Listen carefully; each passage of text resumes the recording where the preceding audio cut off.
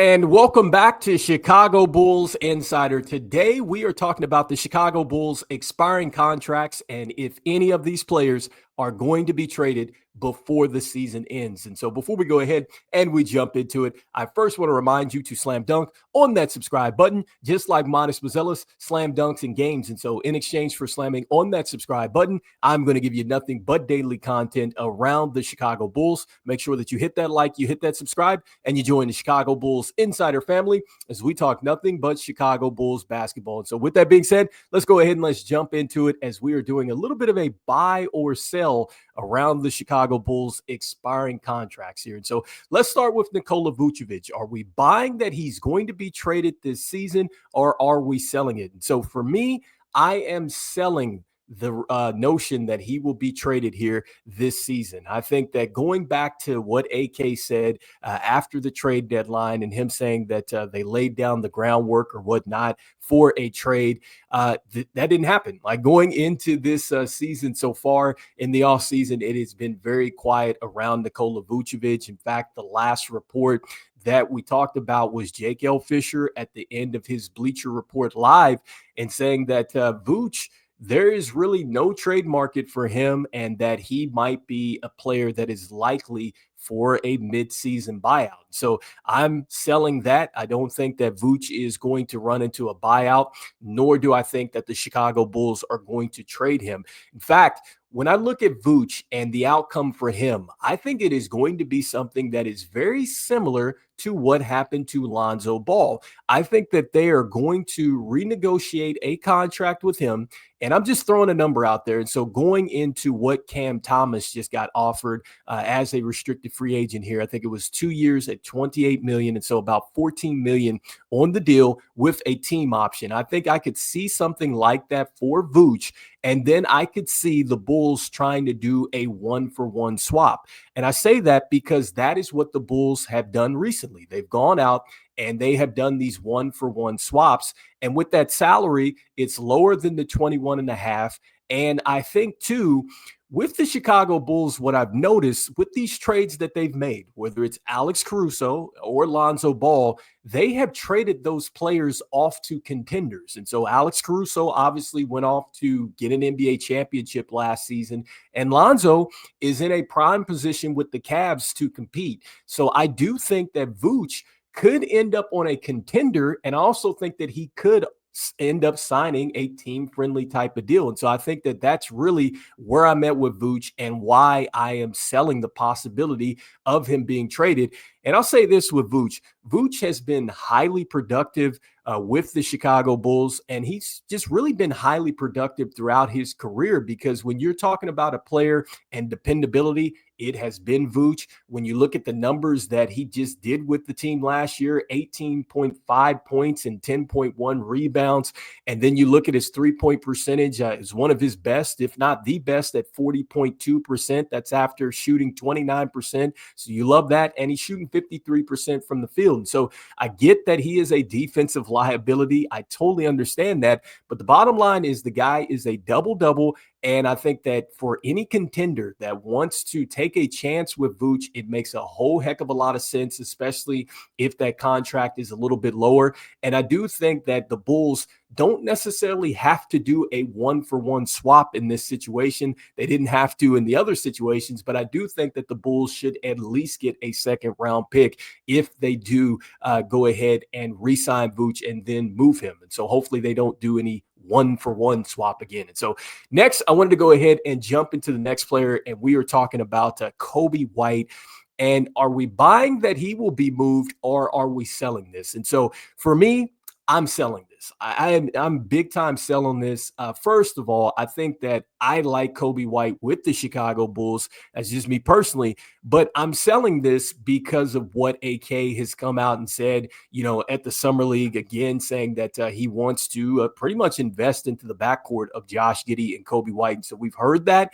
Also, too, we looked at that report with, an executive that was anonymous, saying how much that they really like Coby White and that he knows it. And so I think that they're going to try to find a way to get something done. It's just going to be a situation for the Chicago Bulls, where the extension is not going to be enough because these guys have outplayed the extension. And I'm talking about Coby White and Ayo Dosunmu. It makes no sense for them to sign the extension that they're eligible for, and it makes a whole bunch of sense for them to go into free agency. Now, however, with Coby White going into this last year, if I'm betting on players that are set to have a big year for the Chicago Bulls, I think that the two players that I'm betting on is going to be Manas Buzelis and Coby White. I think that these two players are the players that are set to have the biggest year for the Chicago Bulls, because I think with Coby White, he finally has a role that is consistent here. And I think that once you get Josh Giddey back, which I do anticipate that happening,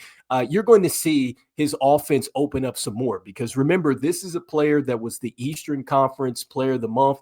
And it only takes a couple months like that to put together really an all-star type of season. And so, am I saying that he could be an all-star? It's the possibility that he could ball out. I mean, anybody can be an all-star, but I do think that Coby White does have a legit chance with this role to really do some damage, I think, with the numbers and really go ahead and put himself on the map as an all-star. Now, let's see what happens with this, but I am definitely selling the fact that Coby White would be traded here by the Chicago Bulls, because I think that they see him as part of the future. Unfortunately, with this, and the Bulls in their situation is they have zero control once he gets into free agency, and it's going to be that much harder to re-sign Coby White, because if he does go into free agency, you got to think about this. There's going to be teams that are certainly going to be willing to pay for his services. And next, really, you don't know what Coby White is thinking, because maybe for him, he's been in a situation where the Bulls have just been kind of spinning the wheels, so to speak, and maybe he wants to go off to a place where he can actually,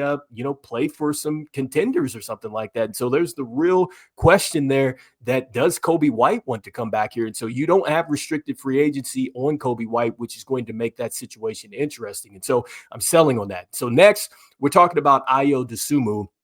And are we buying or selling the fact that he would be traded? And so for me, I'm selling this, but I do think that it is a possibility that Ayo Dosunmu would be traded, though, because there seems to be a lot more trade rumblings around him. Teams have checked in on him, but the Bulls ultimately haven't put anything together, or there's not any deal that's materialized here. So it kind of makes me think that this is going to fall into some of the situations that we saw here with the Chicago Bulls really leading into last season, where they stood pat for 3 straight years and they just didn't shake it up. And so with Ayo, I think that this could be one of those situations where they're just going to simply let it run through. I think that they do let him run through the season and see what he does. I think that he is going to be super impactful, especially when it comes down to the defensive end. Offensively, I think that that's going to be the bigger question here for Ayo, because, I think he was starting to kind of get into a rhythm, starting to get comfortable, alongside of Coby White and then also to Josh Giddey.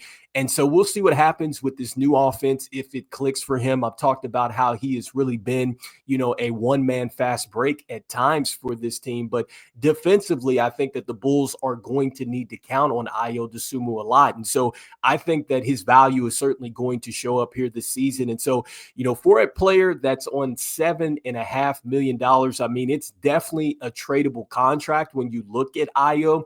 And so I do get that. I just don't know if the Bulls are going to be willing to move off of him. I get that you can go out and you could probably, find some two-way players and things like that. But, for what Ayo has done at this age, I still think that the Bulls were going to want to invest in him. This is a player that scored 12.3 points, 4.5 assists. He shot 32.8% from 3. And so it was a struggle there, and 49.2% from the field. So, you got to factor in the fact that he was injured, with that shoulder or whatnot. And so I do think that he's poised to have an impactful year for the Bulls. And so next, let's go into the next player here. We're talking about Kevin Huerter. And are we buying or selling the notion that he would be moved? And so for me, I think that I am going to sell on this one as well. I think that with Kevin Huerter and really what he provides for the team as far as knocking down 3-point shots and really spacing the floor, the way that he was able to operate off of the guards and things like that, I said this numerous times last season. For me, Kevin Huerter reminded me a lot of the player that we saw with the Atlanta Hawks when they went to the Eastern Conference Finals. And in a lot of ways, look, he was pretty darn good. I mean, considering what he did with the Sacramento Kings in his first year, I think it was 10.2 points that he averaged there. He scored 13.2 with the Bulls to close out the season. You look at his assist totals, 3.2 assists, 3.3 rebounds a game. He shot 37.6%. All those were up from what he did with the Sacramento Kings before they traded him. And then when you look at his field goal percentage, 43.9% compared to the 41.3% that he shot with the Kings before he came over. And so I think that you're starting to see the Bulls really utilize him a lot like the Kings did early when they first got him, and a lot like what he was doing with the Atlanta Hawks. And so for me, I think with Kevin Huerter playing well like that, and the fact that AK and Billy Donovan, these guys want to run fast, I think that Kevin Huerter could be a guy that they do keep. And so I know he's on an expiring contract, but I think he's a player that they could look to renegotiate with. And so the next player here that we're talking about is Zac Collins. And so with Zac Collins, are we buying or are we selling this? And so for me, I think that this is a sell. And I think that for Zac Collins, you look at the fact of he played very well, I think, during his 8 starts. I think he was pretty darn good for his 8 starts. In fact, 8 starts, I had him down for 14.8 points a game, 9.7 rebounds, 3.2 assists, 58.7% from the field. I think at times he showed that he was definitely a physical player. He was a great passer at the top of the key. I thought that he was hitting some of our guards and stuff like that on some good cuts. And he did struggle from downtown, Lau. He definitely can shoot the 3 ball. I know coming out of Gonzaga, he definitely could shoot the ball. It just really hasn't translated so much in the pros, but he can definitely do it. But I think for him, he's a guy that I could definitely see he would be on the trade block. I just don't know if there's any teams that are going to be interested in him.